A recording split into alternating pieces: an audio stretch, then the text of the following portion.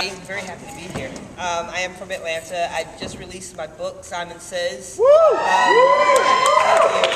I was a classroom teacher for 22 years, and this is a book about teaching and children, and it's probably one of the only kid-friendly things I have. Except the version of the poem that I'm going to do tonight, which is in this, which is Simon Says. I have two versions, the PG version, and then the version I'm about to do right now. I have some copies with me if you're interested. If not, I understand. I'm going to create a Facebook page for it, and my goal is to try to get this into as many communities as I can. We had a great conversation about how do we stop bully speech, because it's not just coming from the kids, it's coming from the adults in the room too.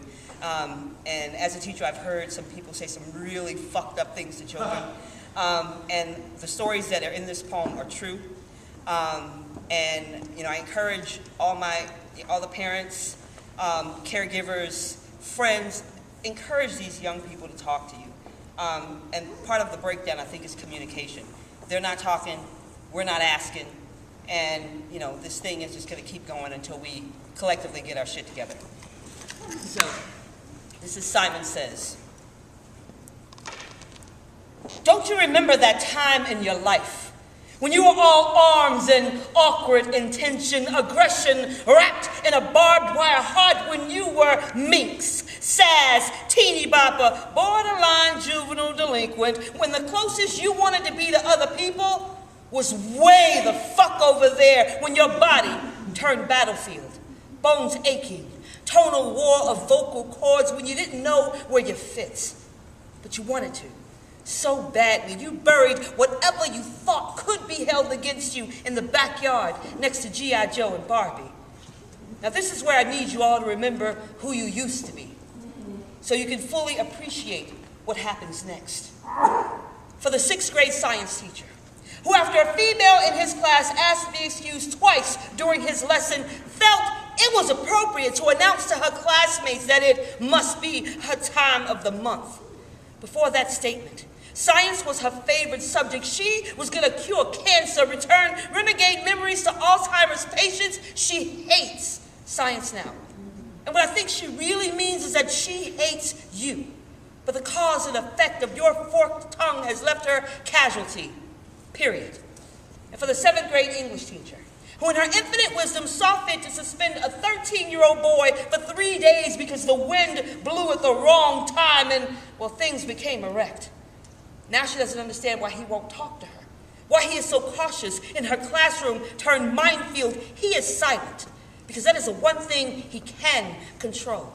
And since she seems determined to punish him for the things that he can't, why would he give her more ammunition? He is cautious because she is turned enemy camp.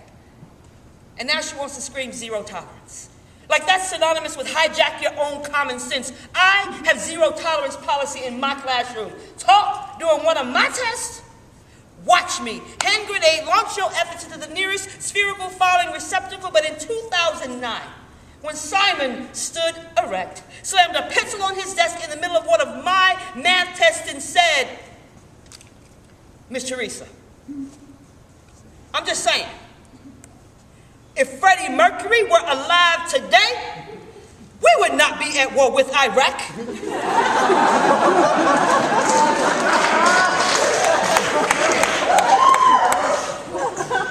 I thought 3 thoughts simultaneously.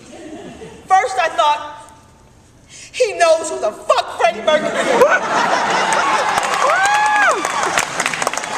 Second, I thought his parents are awesome because he knows who the fuck Freddie Mercury is. Third, I thought he could be right. And who am I to punish him for his insight when teaching our children? We have to remember that we were once one of them. And shaming them about these bodies they are struggling to own, these voices they are trying to control, it will not win us their trust. It will only render us untrustworthy. So educators, quiet your voice sometimes so you can better hear theirs.